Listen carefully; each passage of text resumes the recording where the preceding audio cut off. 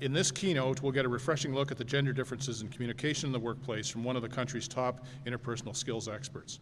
Our speaker is a retired spy who spent years as a successful contact handler, and I'm sure he'll explain that to you, developing a remarkable skill to read people, recognize their motivations, and understand what they really mean. Please join me in giving a warm welcome to a retired spy and a very good poker player, JJ Brun, and JJ's in the back. JJ, over to you. Thank you. Thank you. It's nice to be in the shadows. It's actually quite safe to be in the shadows. I spent most of my life in the shadows. Come to think of it, the intelligence branch motto, the Latin saying is, "E tenebris lux," from darkness into light. Well, as you can see, I'm in the back. All the way in the back, I found a little place, a little shadow. I'm dressed in dark suit with the pink shirt. I'm waving at you. Do you see me? I'm sorry, what I meant to say, I'm in the back. Communication is simple, it's just not easy. When you clash with other people, it's because of the need and the expectation. There's a miscommunication, if you wish. You can decode human capital around the world. There's some parallels that you can take, or some patterns of behavior that are common. Throughout the globe, this is a global model, if you wish. If you were to divide this into two, there's the two P's to reading people. If you can memorize the two P's, every time there's somebody new that comes into the work, or even thinking about the people at home in your area, look at the two P's. Two P's, just remember two P's. The first one is the pace perspective, understanding the pace perspective. People come at you at different pace, at different speed, if you wish. Some are fast-paced, they're very outgoing and fast-paced, and others are reserved, slower paced. One is not better or worse, it is just different. It is just different. If you had to choose right now, you're not locked into this. I'm just curious, I'm just going to take a little poll here in the room. If you could choose right now, you could be 51% one side and 49% the other. You're not locked into this. You could change your mind over supper tonight. By a show of hand, how many here would say, you know what, I'm sensing a little bit more outgoing. Can I see your hand? Okay, thank you. Perfect. For those of you that are a little bit more reserved, again, you're not locked into this. You can be 51% one side and 49% the other. Again, you can change your mind a little bit later. Just curious, by show of hands, how many would say, you know, that a little bit more reserved? Can I see your hand? Okay, so about 1/3 are outgoing and about 2/3 are more reserved. It's always fun to see how you raise your hand. How many is more outgoing? How many is more reserved? Hope he's not going to ask for volunteers. You cannot not communicate. This is the point here. You cannot not communicate. You communicate all the time. You're giving us a lot of clues and cues for us to read. So if I sense that you're a little bit more outgoing, I maybe speed it up. If I'm sensing a little bit more reserve, I'll try not to scare you. Give you a little bit more room. Slow down a little bit. Right? It's the pace perspective. The pace perspective. So if you were to ask yourself a question, if you were to meet our Prime Minister, Stephen Harper, do you sense that he's more outgoing or do you sense he's a little bit more reserved if you had to choose right now? Reserve. You see, you cannot not communicate. Either you work with him or not, tends to be a little bit reserved. So your approach would be different if you wanted to make that connection.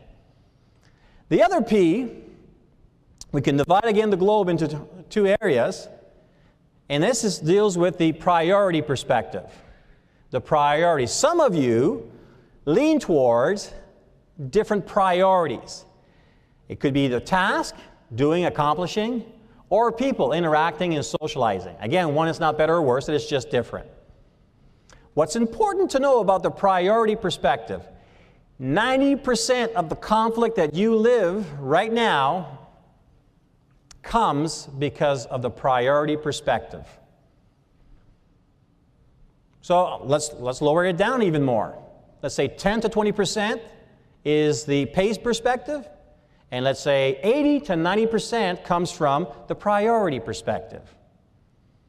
You have issues that shows up because there's a left side and a right side, and it's different. So let's use the brain. Let's divide the brain. So I have here left side, right side. We divided, and we have a lot of these character building moments. Now you'll notice on the top it has two symbols, and on the bottom it has the same two symbols, they're just in a different location. The circle with the arrow is a symbol that's used to depict male. The circle with the cross on the bottom of it, it's a symbol that's used to depict female. But do you know what they're called? The one for the male is called Mars symbol, and the one for the female is called Venus. Men are from Mars and women are from Venus. See, even back then, there's a big paradigm of male, this is the male role, and this is the female role. Even this picture uses the color blue to depict male, and the color pink to depict female. It's just different species.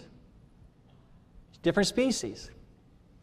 Research today, the male species still today feel that they are the stronger species of the two.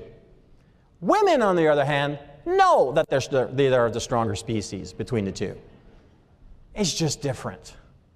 It is just different. Things change.